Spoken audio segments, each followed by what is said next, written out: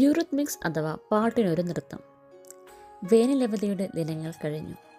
അധ്യയന വർഷത്തിൻ്റെ രണ്ടാം പകുതി ആരംഭിക്കുകയായി. ജപ്പാനിൽ സ്കൂൾ വർഷം തുടങ്ങുന്നത് ഏപ്രിൽ മാസത്തിലാണ്.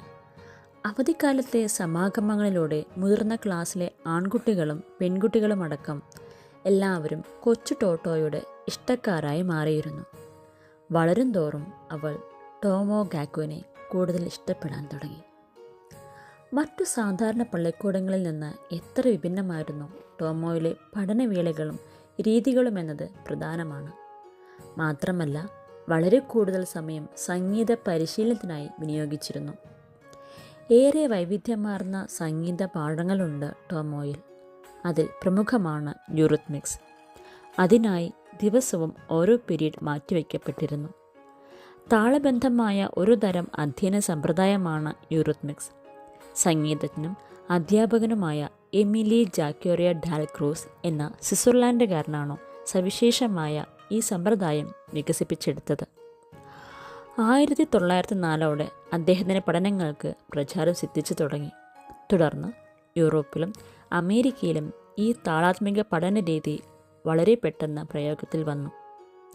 അവിടങ്ങളിലെമ്പാടും യൂറിത്മിക്സ് ഗവേഷണ പരിശീലന കേന്ദ്രങ്ങൾ സ്ഥാപിക്കപ്പെട്ടു. ഇവിടുത്തെ കഥ അതല്ല. ഡാൽക്രോസിൻ്റെ യൂറിത്മിക്സ് ടോമോയിലെത്തിയതെങ്ങനെ? ടോമോ സ്കൂൾ തുടങ്ങുന്നതിന് മുമ്പ് സൊസോഗോ കൊബായാഷി യൂറോപ്പിലുടനീളം സഞ്ചരിച്ചു. വിദേശത്ത് കുട്ടികളെ പ്രാഥമിക വിദ്യാഭ്യാസം ചെയ്യിപ്പിക്കുന്നതിന് സ്വീകരിച്ചിരുന്ന മാർഗങ്ങൾ എന്തെന്ന് കണ്ട് മനസ്സിലാക്കുകയായിരുന്നു മാസ്റ്ററുടെ ഉദ്ദേശം. ഒരുപാട് എലമെൻ്ററി സ്കൂളുകൾ അദ്ദേഹം സന്ദർശിച്ചു. വിദ്യാഭ്യാസ വിചക്ഷണരുമായി സംഭാഷണങ്ങൾ നടത്തി. ഒടുവിൽ അദ്ദേഹം ഡാൽക്രോസിനെ കണ്ടുമുട്ടി. അത് പാരീസിൽ വെച്ചായിരുന്നു. ഒരു മികച്ച സംഗീത രചയിതാവായിരുന്നു ഡാൽക്രോസ്. അതിലുപരി ഒരു വിദ്യാഭ്യാസ വിദഗ്ധനും. കേവലം കർണങ്ങൾ കൊണ്ടല്ലാതെ ആത്മാവിൻ്റെ ആഴങ്ങളിൽ സംഗീത വീചികളെ ആവാഹിക്കാനും അനുഭവിച്ചറിയാനും കുട്ടികളെ സജ്ജരാക്കുന്നതെങ്ങനെ? അതായിരുന്നു ഡാൽക്രോസിനെ ഏറെക്കാലമായി അലട്ടിക്കൊണ്ടിരുന്ന പ്രശ്നം. നിർജീവവും വരണ്ടതുമായ വെറും സംഗീതങ്ങളുടേതല്ല, മറിച്ച് ചടുലമായ ചലനങ്ങളുടേതാണ് സംഗീതമെന്ന് അവർക്കെങ്ങനെയാണ് മനസ്സിലാക്കി കൊടുക്കുക? പിഞ്ചു കുഞ്ഞുങ്ങളുടെ സംവേദനക്ഷമതയെ എങ്ങനെയാണ് തൊട്ടുണർത്തുക? അദ്ദേഹം ഗാഢമായി ചിന്തിച്ചു. ഓടുമ്പോഴും ഒറ്റക്കാലിൽ കുന്നിക്കളിക്കുമ്പോഴും സ്കിപ്പിൻ റോപ്പിനുമുകളിലൂടെ നിർത്താതെ ചാടുമ്പോഴുമുള്ള കുട്ടികളുടെ പ്രത്യേകതകൾ അദ്ദേഹം സസൂക്ഷ്മം നിരീക്ഷിച്ചു. ഡാൽക്രോസിനെ ആകർഷിച്ചത് അവരുടെ സവിശേഷമായ താളമായിരുന്നു. താളനിബന്ധമായ വ്യായാമ രീതികൾ ചിട്ടപ്പെടുത്തുക എന്ന ആശയം അങ്ങനെയാണ് ആ മനസ്സുദിച്ചത്. അദ്ദേഹം അതിനെ യൂറിത്മിക്സ് എന്ന് വിളിച്ചു. കൊബോയാഷി മാസ്റ്റർ ഒരു വർഷത്തോളം പാരീസിലെ ഡാൽക്രോസ് വിദ്യാലയത്തിൽ തങ്ങി ഈ പഠന സമ്പ്രദായം സസൂക്ഷ്മം ഹൃദ്യസ്ഥമാക്കി. മാസ്റ്ററെ മാത്രമല്ല, പ്രഗത്ഭരായ മറ്റു പല ജപ്പാൻകാരെയും ഡാൽക്രോസിൻ്റെ സമ്പ്രദായം സ്വാധീനിച്ചിട്ടുണ്ട്. സംഗീതകാരൻ കോസിയാക്ക് യമാദ, ജപ്പാനിലെ ആധുനിക നൃത്തത്തിൻ്റെ പ്രയോക്തമായ ബഗു ഇഷി, കബുക്കി നടനായ ഇച്ചിക്കാവ സതാൻചി ടു, ആധുനിക നാടകത്തിൻ്റെ വക്താവായ കസോസു ഒസാസായി, നർത്തകൻ മിഷിയോ ഇതു തുടങ്ങിയവരെല്ലാം പല കലാരൂപങ്ങളുടെയും അടിസ്ഥാന പാഠങ്ങളായി ഡാൽക്രോസിൻ്റെ നിരീക്ഷണങ്ങളെ വിലയിരുത്തി. എന്നാൽ ജപ്പാനിലെ പ്രാഥമിക വിദ്യാഭ്യാസ രംഗത്ത് ഈ സമ്പ്രദായം ആദ്യമായി പ്രയോഗത്തിൽ വരുത്തിയത് കൊബോയാഷി മാസ്റ്ററായിരുന്നു. എന്താണ് യൂറിത്മിക്സ് എന്ന് ആരെങ്കിലും ചോദിച്ചെന്നിരിക്കട്ടെ, അദ്ദേഹം പറയും, അതൊരു കായിക കലയാണ്. ശരീരത്തിൻ്റെ പ്രവർത്തനങ്ങളെ ശുദ്ധീകരിച്ചെടുക്കുന്ന, ശരീരത്തെ ഉപയോഗിക്കുകയും നിയന്ത്രിക്കുകയും ചെയ്യുന്നതെങ്ങനെയെന്ന് ആത്മാവിനെ പഠിപ്പിക്കുന്ന, മനസ്സിനും ശരീരത്തിനും താളബോധം പകർന്നു തരുന്ന ഒരു കായിക കലാരൂപം. യൂറിത്മിക്സ് പരിശീലിക്കുന്ന ഒരാളുടെ വ്യക്തിത്വവും താളാത്മകവും ചടുലവുമാകും. താളാത്മിക വ്യക്തിത്വം ബലിഷ്ഠവും മനോഹരവുമാണ്. അത് പ്രകൃതിക്ക് അനുരൂപവും പ്രകൃതിയുടെ നിയമങ്ങൾക്കനുസരണവുമാണ്. ശരീരത്തെ താളാനുസൃതമായി ചലിപ്പിക്കുന്നതിനുള്ള അടിസ്ഥാന പാഠങ്ങളുടെയായിരുന്നു ടോട്ടോ-ചാൻ പരിശീലനം ആരംഭിച്ചത്. അസംബ്ലി ഹാളിലെ ഇടുങ്ങിയ സ്റ്റേജിലായി ഒരു പിയാനോ സ്ഥാപിച്ചിട്ടുണ്ട്. മാസ്റ്റർ അത് പ്രവർത്തിച്ചു തുടങ്ങും. കുട്ടികൾക്കു തങ്ങൾക്കിഷ്ടമുള്ളത് നിന്നുകൊണ്ട് പാട്ടിൻ്റെ താളത്തിനനുസരിച്ച് ചലിച്ചു തുടങ്ങാം. തോന്നിയ ദിക്കിൽ തോന്നിയ പാട് സഞ്ചരിക്കാം. പക്ഷേ പരസ്പരമുള്ള കൂട്ടിയിടി ഒഴിവാക്കണം. അതുകൊണ്ടായിരിക്കണം ഒരേ ദിശയിൽ തന്നെ ചുറ്റി സഞ്ചരിക്കാനായിരുന്നു കുട്ടികൾക്കേവർക്കും ഇഷ്ടം.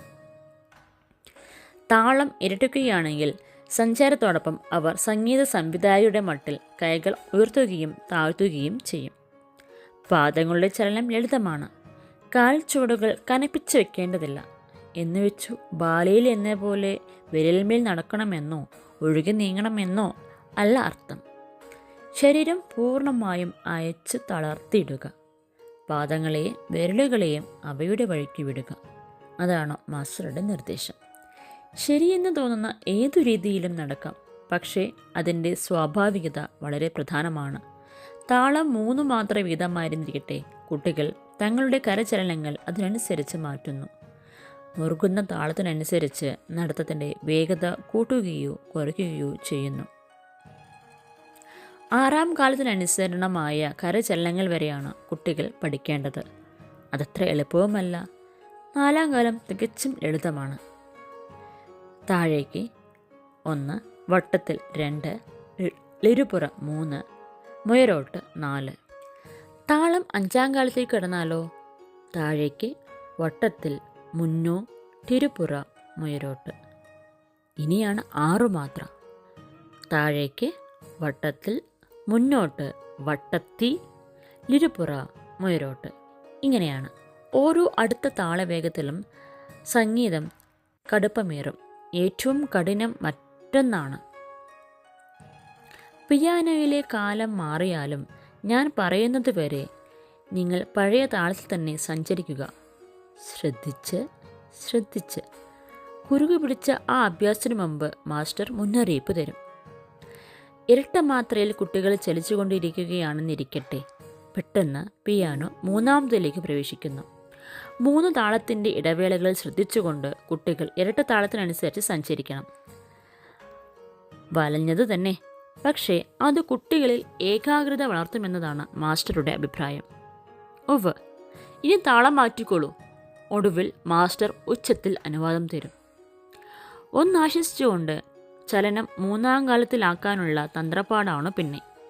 പക്ഷേ ആ സന്ദർഭത്തിൽ പ്രത്യേക ശ്രദ്ധ ആവശ്യമുണ്ട്. ഇരട്ടത്താളത്തിൽ നിന്നു മനസ്സിനെ മോചിപ്പിച്ചെടുക്കണം. പേശികൾക്കു 3 മാത്രയിലേക്കുള്ള മാറാനുള്ള സന്ദേശം ലഭിക്കണം. മാത്രമല്ല, ഇതിനിടയിൽ പശ്ചാത്തല താളം അടുത്ത ഘട്ടത്തിൽ പ്രവേശിച്ചുമിരിക്കും. പരിശീലനത്തിൻ്റെ ആരംഭകാലത്ത് കൈയും കാലുമൊക്കെ തോന്നിയ പാടെയായിരിക്കും ചലിക്കുക. സംഗതി ആയ കഴിഞ്ഞാലോ, യോ മാസ്റ്ററേ, നിക്ക് ഒരു നിമിഷം എന്ന് കുട്ടികൾ മുറവിളി കൂട്ടുകയാണ് പതിവ്.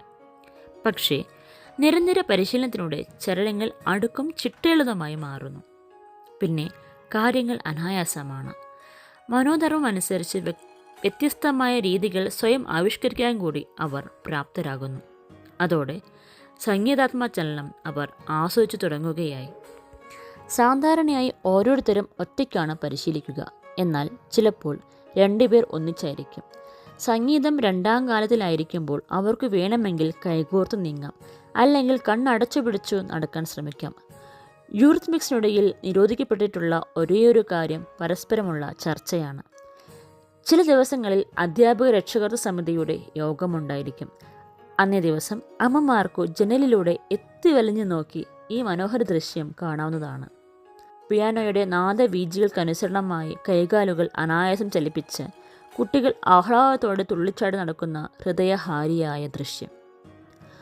യൂറിത്മിക്സിൻ്റെ പ്രാഥമികമായ ഉദ്ദേശം മനസ്സിനും ശരീരത്തിനും താള അവബോധമുണ്ടാക്കുക എന്നതാണ്. അതിലൂടെ ആത്മാവും ഭൗതിക ശരീരവും തമ്മിലുള്ള ലയം സാധ്യമാകുന്നു. ഈ ആത്മലയം കുട്ടികളുടെ ഭാവന ലോകത്തെ സ്പർശിച്ചുണർത്തുകയും അവരുടെ സർഗശേഷിയുടെ സീമകളെ വികസിപ്പിക്കുകയും ചെയ്യുന്നു. അമ്മയുടെ വിരൽ തൂങ്ങി ആദ്യമായി ടോമോയുടെ ഗേറ്റ് കിടന്നപ്പോൾ ചാഞ്ഞു കിടക്കുന്ന ചൂണ്ട് പലകയിലേക്ക് നോക്കി കൊച്ചു ടോട്ടോ ചോദിച്ചിരുന്നു, ടോമോ എന്ന് വെച്ചാൽ എന്താ അമ്മേ? അതെ, എന്താണ് ഈ ടോമോ? കോമോയുടെ, അതായത് അല്പവിരാമ ചിഹ്നത്തിൻ്റെ ആകൃതിയിലുള്ള ഒരു ജപ്പാനീസ് പൗരാണിക ചിഹ്നമാണിത്. 2 ടോമോകൾ കൂടിച്ചേർന്ന പരമ്പരാഗതമായ ചിത്രം കൊബോയാഷി മാസ്റ്റർ അത് പള്ളിക്കൂടത്തിൻ്റെ ചിഹ്നമായി സ്വീകരിക്കുകയായിരുന്നു. 2 ടോമോകളിൽ ഒന്ന് കറുത്തതും മറ്റേത് വെളുത്തതുമാണ്. ഈ വൃത്തം എന്തിനെയാണോ പ്രതീകവൽക്കരിക്കുന്നത്? കുഞ്ഞുങ്ങളുടെ മനസ്സിൻ്റെയും ശരീരത്തിൻ്റെയും സന്തുലിതമായ വളർച്ച, അവയുടെ സൂക്ഷ്മവും ഏകാഗ്രവുമായ ലയം. അതാവുന്നു മാസ്റ്ററുടെ അന്തിമ ലക്ഷ്യം. യൂറിത്മിക്സ് എത്രത്തോളം ഫലപ്രദമാണെന്ന് മനസ്സിലാക്കിയ മാസ്റ്റർ ടോമോയിലെ പാഠ്യപദ്ധതിയിൽ അതുകൂടി ഉൾപ്പെടുത്തുകയായിരുന്നു. കുഞ്ഞുങ്ങളുടെ വ്യക്തിത്വം മുതിർന്നവരുടെ അനാവശ്യമായ ഇടപെടലുകൾ കൊണ്ട് കൂടുതൽ മലിനമാകാതെ നൈസർഗികമായി വളർന്നു വികസിക്കുന്നതിന് അത് സഹായിക്കുകയുമെന്ന് അദ്ദേഹം കണ്ടെത്തി. സമകാലിക വിദ്യാഭ്യാസം എഴുതപ്പെട്ട വാക്കുകൾക്കും എഴുതിപ്പിക്കലിനുമാണ് ഊന്നൽ കൊടുക്കുന്നതെന്ന് അദ്ദേഹം എപ്പോഴും പരാതിപ്പെട്ടിരുന്നു. അത് കുട്ടികളുടെ സഹജമായ ഇന്ദ്രിയബോധത്തെ മുരടിപ്പിക്കുന്നു. ദൈവത്തിൻ്റെ ആർദ്രലോലമായ ശബ്ദമായി, അതായത് സ്വന്തം മനസ്സിൻ്റെ ഉൾവിളികളുമായി ഭാവന ലോകത്ത് വെച്ച് സൂക്ഷ്മമായി സംവദിക്കുവാനുള്ള കുഞ്ഞുങ്ങളുടെ കഴിവിനെ, അവരുടെ മാത്രം കഴിവിനെ മരവിപ്പിച്ചു കളയുന്നു. ഇതായിരുന്നു അദ്ദേഹത്തിൻ്റെ വിശ്വാസം. കവി ബാഷോ എഴുതി. ശ്രദ്ധിക്കൂ, ഒരു തവള പുരാതനമായൊരു പൊയ്കയുടെ നിശബ്ദയിലേക്ക് കുതിക്കുകയാണ്. പക്ഷേ കുളത്തിലേക്ക് ചാടുന്ന തവളച്ചാരുടെ അപൂർവ ദൃശ്യം ബാഷോയ്ക്ക് മാത്രമുള്ളതല്ലല്ലോ. ഈ ദൃശ്യം കണ്ടിട്ടുള്ള മറ്റെത്രയോ പേർ ഭൂമിയിലുണ്ട്. കലത്തിലെ ജലം ആവിയായി തിളപ്പിച്ച് പൊങ്ങുന്നത് കൊണ്ട് കൗതുകം മൂണ്ട് നിൽക്കാനും, മരത്തിൽ നിന്നൊരു ആപ്പിൾ താഴെ കലർന്ന് വീഴുന്നത് നോക്കി ചിന്തയിൽ മുഴുകുവാനും ഒരു ജെയിംസ് വാട്ടിനോ ഐസക് ന്യൂട്ടനോ മാത്രമല്ല കഴിയുക. ലോകത്തിലെങ്ങുമുള്ള എത്രയോ മനുഷ്യർ യുഗാന്തരങ്ങളിലൂടെ ജിജ്ഞാസുക്കളായി ഇവയെല്ലാം കണ്ടുകൊണ്ടിരിക്കുന്നു. പലപ്പോഴും നാം ഭയക്കേണ്ടിയിരിക്കുന്നു. ദൃഢമായ ശബ്ദത്തിൽ മാസ്റ്റർ പറയും, കണ്ണുണ്ടെങ്കിലും സൗന്ദര്യമുള്ളതൊന്നും കാണുന്നില്ലെങ്കിൽ, കാതുണ്ടെങ്കിലും സംഗീതം എന്തെന്ന് അറിയുന്നില്ലെങ്കിൽ, മനസ്സുണ്ടെങ്കിലും സത്യത്തെ മനസ്സിലാക്കാവുന്നില്ലെങ്കിൽ, ഹൃദയമുണ്ടെങ്കിലും വേദനകളിൽ ഉരുകാതെ എന്നേക്കുമായി അത് കല്ലിച്ചു പോകുന്നുവെങ്കിൽ നാം തീർച്ചയായും ഭയക്കേണ്ടതുണ്ട്, സൂക്ഷിക്കേണ്ടതുണ്ട്.